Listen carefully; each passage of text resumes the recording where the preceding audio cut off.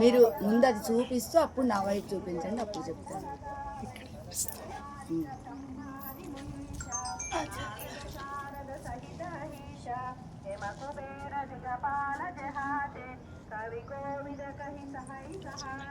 జై శ్రీమన్నారాయణ.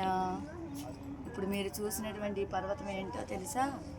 ఋష్యమూక పర్వతం. ఇది మంచిర్యాలకి సమీపంలో ఉన్న బొక్కల గుట్టలో ఉన్నదట. ఈ పర్వత వైభవం ఏమిటి అంటే, రామచంద్రుడు సుగ్రీవుడు ఇద్దరూ స్నేహం చేసుకున్నటువంటి పర్వతం. సీతాపిరాట్టి తన ఆభరణాలని విడిచిపెట్టినటువంటి పర్వతం. అంతేకాదు, సీతాపిరాట్టిని నేను వెతికి నీకు అప్పగిస్తానయ్యా అని సుగ్రీవుడు రామచంద్రుడికి వాగ్దానం చేసినటువంటి పర్వతం. రామచంద్రుడు సుగ్రీవుడు ఇద్దరూ స్నేహం చేసుకున్నటువంటి పర్వతం.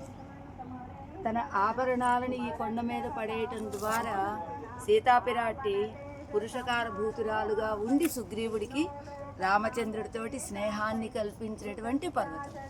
ఈ పర్వతం ఋష్యమూక పర్వతం అని స్వామివారు చెప్పారట. అందుకని ఈ పర్వతం మీద అదిగో పాదుకలు కూడా ఉన్నాయి.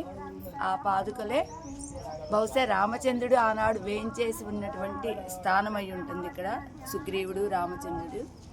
ఈ పర్వతం మీద స్వామివారు తిరువేంకటముడయాని సన్నిధి కట్టించాలని కొబ్బరికాయ కొట్టి వెళ్ళారట చిన్నజీరి స్వామివారు.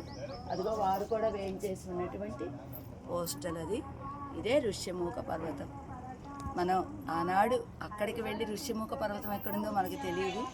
స్వామివారు లాంటి పెద్దలు చెప్పటం వల్ల అదేమిటో మనం తెలుసుకోగలుగుతాం కనుక ఆ ఋష్యమూక పర్వతాన్ని నేను కూడా ఈవేళ అదిగో భాగవతులతో కూడి సేవించేటువంటి భాగ్యం నాకు కలిగింది. ఇలాంటి ఋష్యమూక పర్వతానికి జై శ్రీమన్నారాయణ. జై శ్రీమన్నారాయణ. జై శ్రీమన్నారాయణ. జై శ్రీరామ్.